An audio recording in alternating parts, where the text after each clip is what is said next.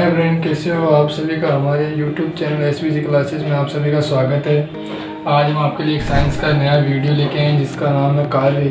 आज हम कार्य के ऊपर चर्चा करेंगे। इससे पहले आपने हमारे YouTube चैनल को सब्सक्राइब नहीं किया तो सब्सक्राइब करें, लाइक करें। तो आज हम बात करते हैं कार्य की।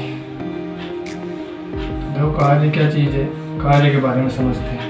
जनरली अपन कार्य देखें तो कार्य क्या होता है, किसी वस्तु पर अपन लगाते हैं बल, और वस्तु पर लगाते हैं बल तो वस्तु में उत्पन्न होता है विस्थापन। मतलब कि किसी वस्तु पर अपन बल लगाएं और उसमें विस्थापन उत्पन्न हो जाए तो हम कहते हैं कि भाई कार्य किया गया है। तो कार्य के लिए दो चीज़ों का होना आवश्यक है। पहली तो बात हुई आपका बल, दूसरी बात हुई विस्थापन। अगर किसी भी कार्य को करना है तो दो चीज़ों का होना अति आवश्यक है, एक है बल और एक है विस्थापन। तो कार्य के फॉर्मूले की बात करें, सूत्र की, तो कार्य का सूत्र होता है, जो कार्य को W से डिनोट करते हैं, कार्य बराबर होता है बल। बल को अपन फोर्स F से डिनोट करते हैं, क्या था विस्थापन, और विस्थापन को अपन S से डिनोट करते हैं। तो आपका कार्य क्या हो गया, बल गुणा विस्थापन।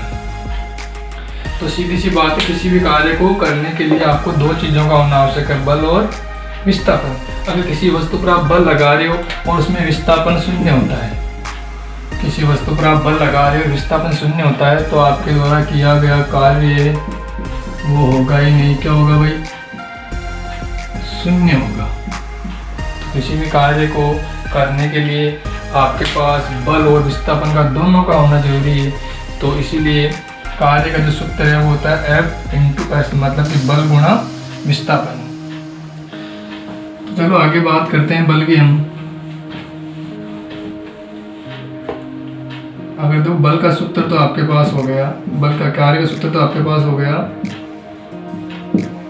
कार्य बराबर हो गया बल गुणा विस्थापन। अगर बात करें मात्रक की, तो मात्रक कहाँ से आएगा, देखो मात्रक की बात करें वो भी ऐसा ही। जो बल है, बल को अपन लेते हैं न्यूटन में, विस्थापन है, विस्थापन का मात्रक होता है मीटर, इसका मात्रक क्या हो गया, न्यूटन मीटर। और एक न्यूटन मीटर है वो किसके बराबर होता है, एक जूल के बराबर। तो इसका दूसरा मात्रक क्या हो गया, जूल। अगर इसके मात्रक की अंक सीजीएस पद्धति में बात करें, सीजीएस पद्धति में इसके मात्रक की बात करें, सीजीएस पद्धति में बल का जो मात्रक होता है वो होता है, बल का नहीं सॉरी, कार्य का मात्रक होता है अर्ग। और अर्ग की बात करें तो एक जूल बराबर होता है 10⁻⁷ अर्ग के बराबर। तो इसका सूत्र हो गया W बराबर F+, मात्रा हो गया न्यूटन मीटर, और एक जूल न्यूटन मीटर वो एक जूल के बराबर होता है। और इसका सीजीएस पद्धति में मात्रक की बात करें तो एक जूल है और 10⁻⁷ अर्ग के बराबर होता है। तो इसका मात्रक दूसरा सीजीएस पद्धति में क्या हो गया भाई, अर्ग हो गया। चलो बल की बात करते हैं और आगे। तो बल कैसी राशि है, बल एक सदिश राशि है या अदिश राशि है। तो बल आपका अदिश राशि है। कैसी राशि है भाई, अदिश राशि है। अगर किसी वस्तु पर अपन बल लगाएं तो जो अपन जनरली ऐसे बल लगाते हैं, ये कोई आपके पास वस्तु ऑब्जेक्ट आपका, इस पर आप फोर्स लगा रहे हो, बल लगा रहे हो, और वस्तु में विस्थापन हो इधर हो रहा है, मान लेते हैं इसमें विस्थापन हो इधर हो रहा है। तो देखो वस्तु में आपने इधर से फोर्स लगाया, इधर विस्थापन डिस्प्लेसमेंट उत्पन्न हो गया।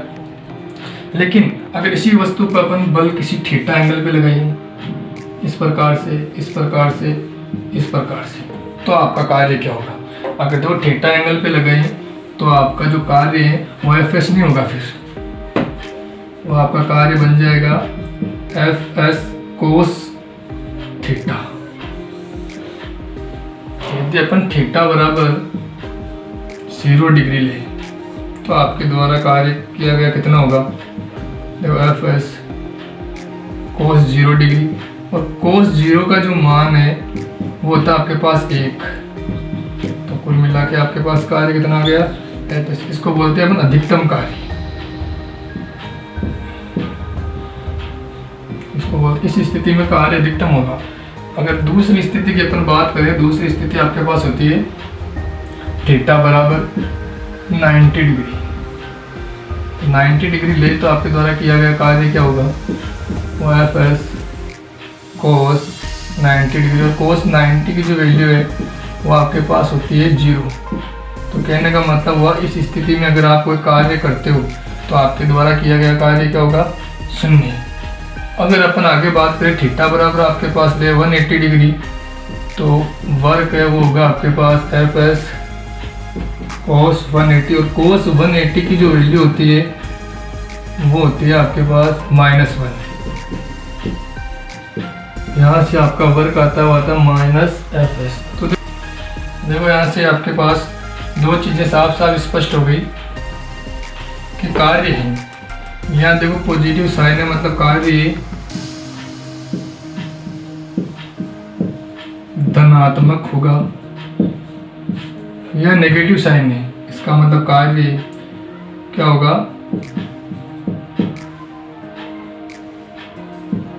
ऋणात्मक होगा। और एक स्थिति आपने थोड़ी देर पहले देखी भी थी जिसमें कार्य क्या आ रहा है, 0 आ रहा है। तो मतलब कार्य क्या हो सकता है आपके पास, 0, मतलब 0 भी हो सकता है। तो आपको अगर पूछे कि क्या कार्य धनात्मक हो सकता है, क्या कार्य ऋणात्मक हो सकता है, क्या कार्य 0 हो सकता है, तो आपको पता होना चाहिए कार्य धनात्मक भी हो सकता है, कार्य ऋणात्मक भी हो सकता है, और कार्य 0 भी हो सकता है। चलो समझिए 0 कब होगा, 0 हो रहा तो 180 डिग्री आप एंगल कैसे बनाओगे, तो देखते हैं, समझते हैं अपन। आपके पास एक वस्तु है, जो कोई वस्तु अपन सिंपली किसी समतल पे रखें तो उस पर बल लगता है, वो नीचे की तरफ लगता है mg, जिसे अपन वेट कह सकते हैं, जिसे अपन क्या कह सकते हैं भाई, वेट कह सकते हैं। एक बल इसके ऊपर की ओर लगता है, प्रतिक्रिया बल जिसे कहते हैं अपन। अगर यहाँ से बात करें अपन किसी वस्तु पर इस प्रकार से फोर्स लगा रहे हैं और वस्तु इधर ही अपने पास विस्थापन उत्पन्न हो रहा है, तो देखो कितने डिग्री का एंगल बन रहा है। देखो बल की वस्तु की जो विस्थापन की दिशा है वो किधर है, इधर। बल की दिशा किधर है, इधर। तो इनमें कोई एंगल बन रहा है क्या, दोनों में किसी भी प्रकार का कोई एंगल नहीं बन रहा है, मतलब एंगल क्या हुआ, 0 डिग्री। तो अपन क्या बोलेंगे, अगर किसी वस्तु पर 0 डिग्री पर अगर अपन फोर्स लगाएं, मतलब जिस दिशा में अपन की जो वस्तु है गति कर रही है उसी दिशा में अगर बल लगाएं, तो आपके द्वारा किया गया कार्य है वो अधिकतम भी होगा और धनात्मक भी होगा। अगर इसी वस्तु पर अपन बल लगाए इधर से, तो क्या बताओ, वस्तु अपनी स्थिति से खिसकेगी क्या। अगर बल लगाए वस्तु के लंबवत, मतलब 90 डिग्री पे, तो ना तो वस्तु इधर खिसकेगी ना वस्तु इधर खिसकेगी, तो अपने पास कार्य होगा क्या, मतलब कार्य नहीं होगा। तो अपन बोलेंगे कार्य क्या हो गया भाई, 0। क्यों, आप बल तो लगा रहे हो, बल तो आप लगा रहे हो, लेकिन कार्य होने के लिए क्या जरूरी है, एस मतलब विस्थापन। अगर विस्थापन उत्पन्न नहीं हुआ तो आपके द्वारा किया गया कार्य है वो 0 ही माना जाएगा। अब देखो आगे अपन समझते हैं कि 180 डिग्री कैसे हुआ। अगर किसी वस्तु पर अपन बल लगा रहे हैं इधर और वस्तु खिसक रही है इधर, मतलब विस्थापन हो रहा है इधर, तो देखो इन दोनों के बीच में जो एंगल बनेगा किधर बनेगा, देखो बल की दिशा तो किधर है, इधर। विस्थापन की दिशा किधर है, इधर। तो देखो दोनों के बीच कितने डिग्री का एंगल बना, 180 डिग्री का एंगल बना। तो इस स्थिति में अगर कार्य की बात करें तो आपका कार्य आता है ऋणात्मक। क्या आएगा भाई, ऋणात्मक कार्य होगा आपका। तो कार्य 3 प्रकार के हो गया, आपको समझ में आ गया। कार्य धनात्मक भी होता है, कार्य धनात्मक भी होता है, शून्य भी होता है और ऋणात्मक भी होता है। चलो कार्य 3 प्रकार के हो गए। धनात्मक, तो कार्य ऋणात्मक कैसे होता है, अपन जनरली एग्जाम्पल देखते हैं अपन कि अपन बस में बैठे हैं और बस चल रही है। देखो इस समय वस्तु की जो गति की दिशा वो इधर है, आपकी बस है उसकी दिशा इधर है। जैसे अपन ब्रेक लगाते हैं तो ब्रेक जो लगाते हैं तो वस्तु जो ब्रेक लगाने पर जो गाड़ी के टायर है वो रुकना स्टार्ट होंगे, मतलब घर्षण उत्पन्न होता है। क्या उत्पन्न होगा भाई, घर्षण। वो इसे इस दिशा में धकेलेगा। आपकी गाड़ी इधर चल रही है लेकिन घर्षण वस्तु को इस दिशा में धकेलेगा, तो एक बल इधर कार्य कर रहा है, एक बल इधर कार्य कर रहा है, तो दोनों के बीच एंगल कितने का बना, 180 का। इस स्थिति में आपके द्वारा किया गया कार्य वो क्या होता है, ऋणात्मक होता है। तो कार्य हो गए 3 धनात्मक, ऋणात्मक और शून्य। चलो आगे बात करते हैं विमा की। विमा की बात करने से पहले एक बार आपको पता होना चाहिए मात्रक के बारे में। वापस एक बार मात्रक के बारे में बात कर लेते हैं अपन।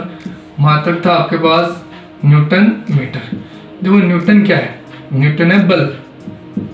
देखो बल का जो मात्रक था वो न्यूटन होता है। तो बल का पहले फॉर्मूला अपन चेक कर लेते हैं। बल का फॉर्मूला होता है ma। क्या होता है भाई, ma, F बराबर ma।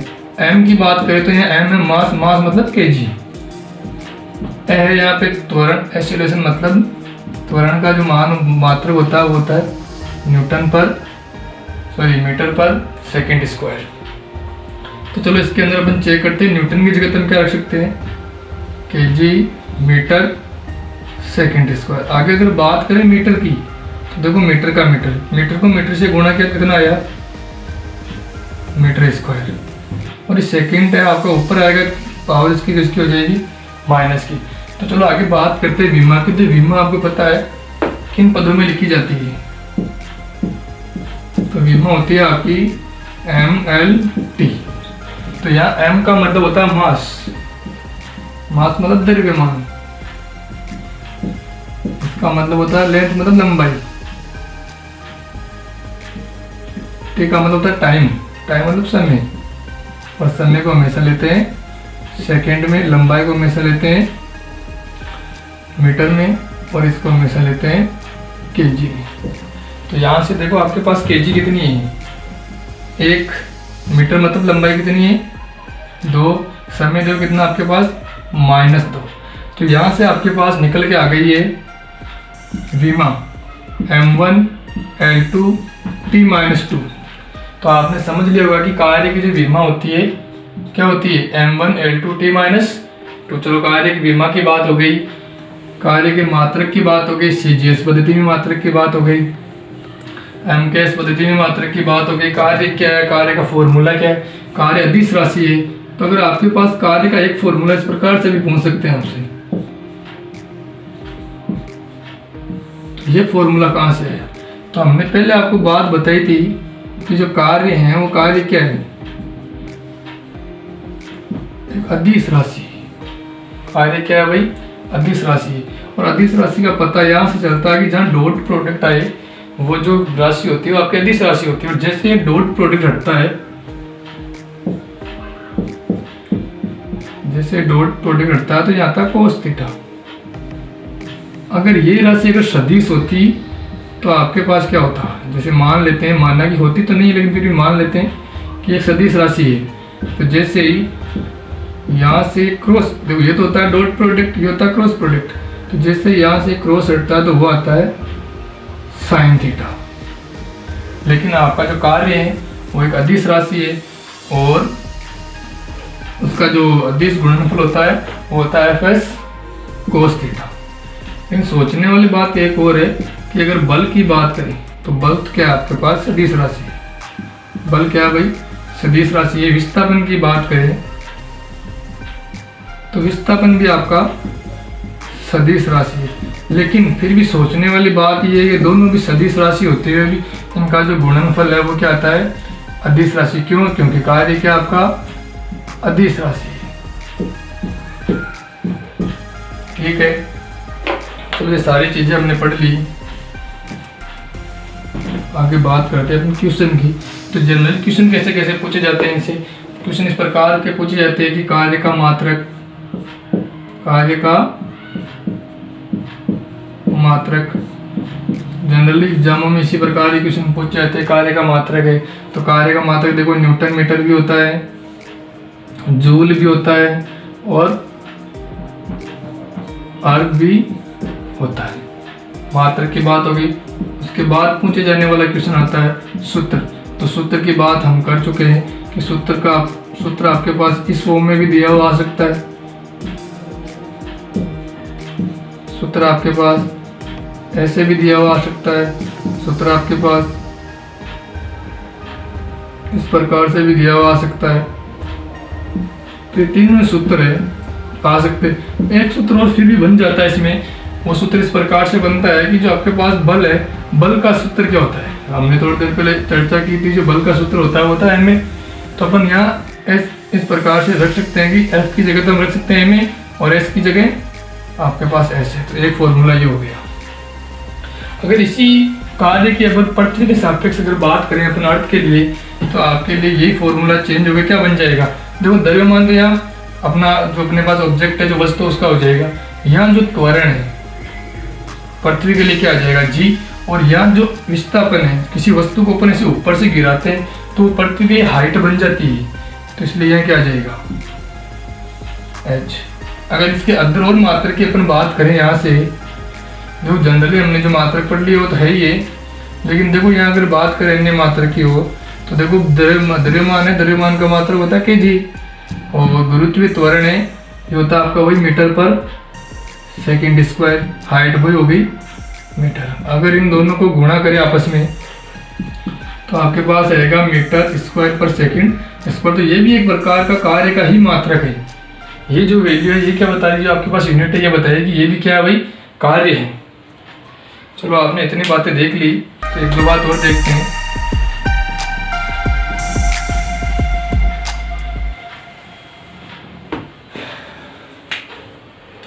मेरे को एक चीज समझाओ, कोई वस्तु यहाँ से गिराई जा रही है, ये अपनी पृथ्वी है, कोई वस्तु इस प्रकार से यहाँ से गिराई जा रही है, ठीक है। तो देखो यहाँ जो आपके द्वारा किया गया कार्य है वो कितना होगा। किया गया कार्य की अगर बात करें अपन, देखो वस्तु को अपन यहाँ गिरा रहे हैं, तो इस पर अपन को बल थोड़े लगा रहे हैं। तो पहले बात तो अगर आपसे इस प्रकार से पूछे कि कार्य धनात्मक होगा